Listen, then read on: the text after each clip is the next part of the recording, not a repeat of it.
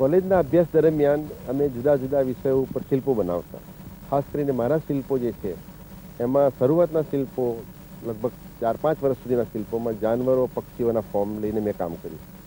એ કર્યા પછી મેં ધીમે ધીમે સમજ પ્રમાણે જે મને ઈચ્છા પ્રમાણે કદાચ કે મેં મારા શિલ્પોમાં ઓર્ગેનિક ફોર્મ્સ વધારે આવવા માંડ્યા. દાખલા તરીકે બીજ છે, ગ્રોથ છે, આવા બધા એક જનરલ ફોર્મ આવવા માંડ્યા. પણ આ બધા જ મારા જાનવર હોય કે સીડ્સ ફોર્મ હોય કે કોઈ પણ ફોર્મ હોય, ઇવન થોડો વખત મેં દેવદેવીઓના ફોર્મ લઈને પણ મેં શિલ્પો બનાવ્યા. તો બધા શિલ્પોમાં ખાસ કરીને એક જો કોમન કેરેક્ટર હોય તો એક સ્પર્શ માટેનું, અને એમાં સ્પર્શની વૃત્તિ માણસમાં જે હોય છે એને જાગૃત કરવા મેં હંમેશા પ્રયત્ન કર્યો.